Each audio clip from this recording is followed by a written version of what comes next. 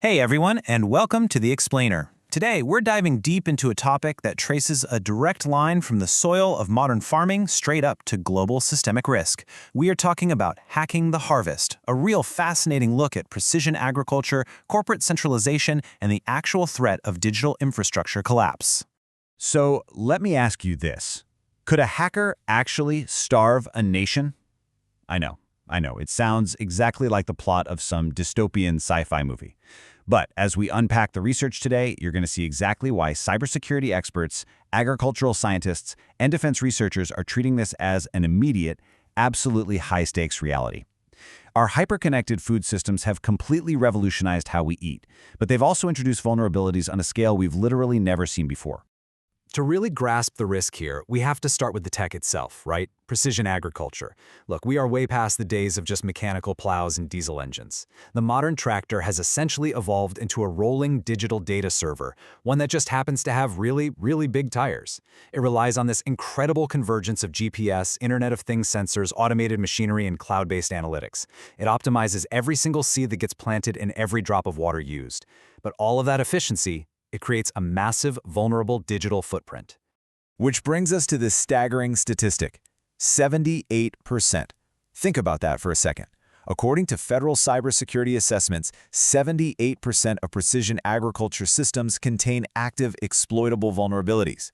That means the vast majority of the technology currently running our modern farms is just wide open to digital exploitation.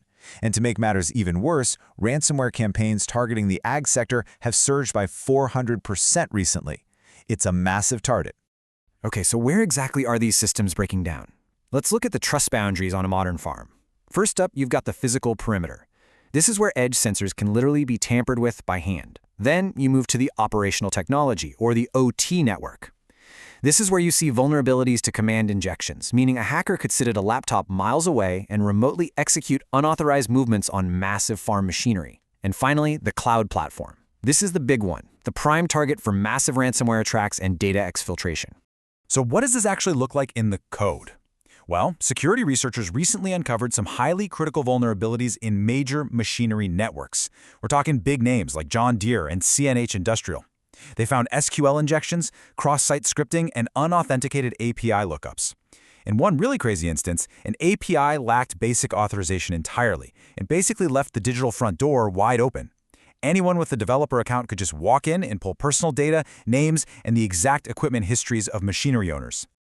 Now, take all those technical vulnerabilities and compound them with extreme market monopolies. Look at this consolidation. The top 4 meat packers control 85% of beef processing. The top 4 grocery retailers, they control 69% of the market.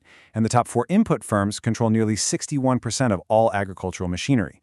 This kind of massive market consolidation creates a glaring, systemic, single point of failure. If just one of these corporate giants goes offline because of a digital attack, the entire supply chain fractures. And this centralization gets even more extreme when you zoom out globally. Consider the ABCD group. These are 5 vertically integrated corporate traders. Together, they control anywhere from 70 to 90% of the global commercial grain trade. Let that sink in. We rely on a remarkably small handful of corporations to manage the staple calories for the entire world. This centralization is exactly what turns a localized, targeted cyber attack into a full-blown global food security crisis. But you know, this centralization doesn't just trap the global market, it traps the farmers themselves. There's this proprietary software lock-in protected by the Digital Millennium Copyright Act, which historically forces farmers to rely completely on authorized corporate technicians just to get a basic repair done. It got so bad that farmers have actually had to fight for their right to repair. Some are even resorting to hacking the firmware of their own tractors just to bypass these corporate protections and keep their crops growing. It's this corporate treadmill that ultimately introduces even more unauthorized, vulnerable code right back into the ecosystem. Let's pivot to retail for a second and see how this becomes an immediate threat to you and me. To maximize profits, the whole food industry runs on just-in-time logistics. This means those big regional storage buffers we used to have, they've been dismantled in favor of hyper-optimized digital tracking. But here is the stark vulnerability. If those digital ordering systems go down, your local grocery store shelves can be completely depleted in just 48 to 72 hours. 3 days, and the food is gone. And again, this is not theoretical. Back in September 2021, the Black Matter ransomware group hit NEW Cooperative. This is an Iowa-based ag organization that manages feed for literally millions of livestock. The initial ransom these hackers demanded? $5.9 million. The cooperative had to completely pull their systems offline just to contain the threat, which forced operators to use incredibly slow manual workarounds just to keep millions of animals from starving. And the hackers didn't just lock the systems up, they stole the data. 1,000 gigabytes, a full terabyte of sensitive corporate and agricultural data was exfiltrated during that single attack. When you realize that modern agribusinesses are sitting on these massive troves of data detailing national food production, you start to see why this information is so incredibly valuable. Not just to cybercriminals trying to make a quick buck, but potentially to nation-states. Which brings us to a really fascinating pivot in the research. What happens when this kind of digital infrastructure is weaponized by a state? The sources define this concept as techno-authoritarianism. That's the use of information technology to penetrate, control, and systematically shape the behavior of a population. Researchers emphasize that the rapid digital transformation of the global food supply chain makes it an absolute prime target for this exact kind of state-level surveillance and control architecture. It helps to compare the underlying motives here. With corporate data lock-in, it's driven primarily by financial motives, right? Companies hoard data to maintain their monopolies and maximize profit. But contrast that with techno-authoritarian surveillance, which takes those exact same databases and co-opts them, driven by ideological control. A state can use this data to enforce behavioral compliance. The underlying digital machinery is exactly the same, but the motive shifts from making money to asserting absolute power. Researchers often point to China's social credit system as a prime example of this architecture currently in action.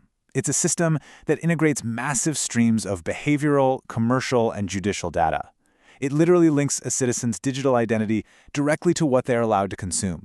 Individuals who the state deems untrustworthy face automated penalties that restrict their ability to participate in normal society.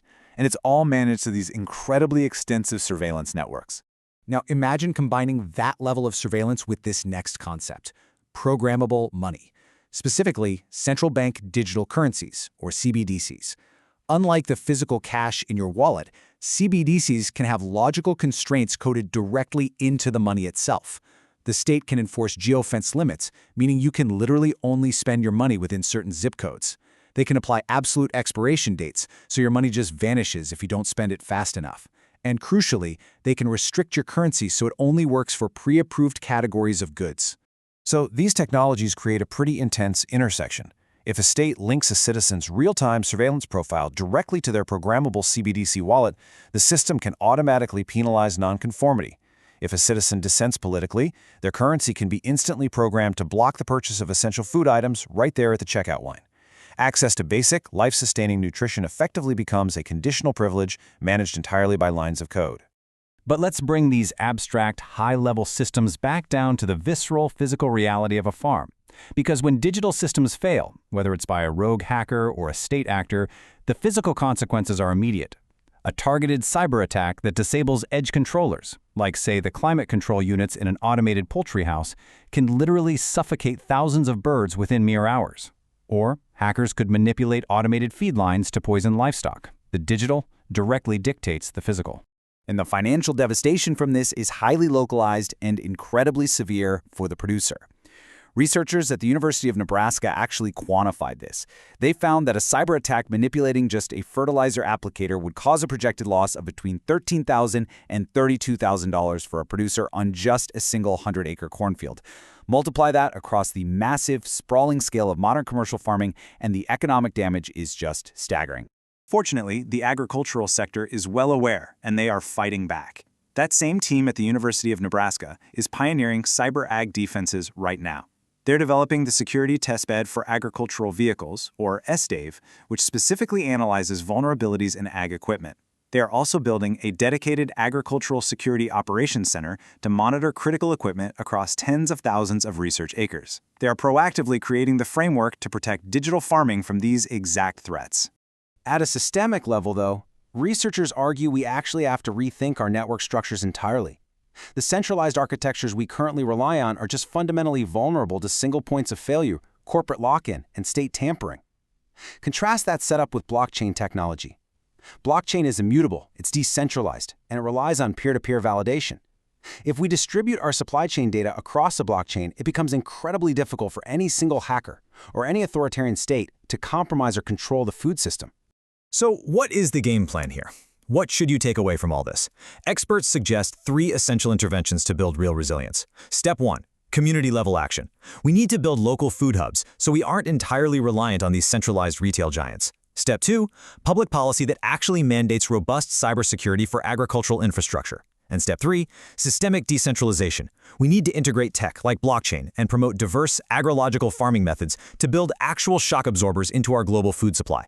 Which leaves us with a final, pretty vital thought to consider. How secure is your local food supply? And what happens to your community when the digital systems we rely on to eat suddenly go dark? It's a profound challenge of our hyper-connected age, for sure. But understanding it is the first real step toward building a much more resilient future. Thanks so much for joining me on this explainer. Keep learning and stay curious.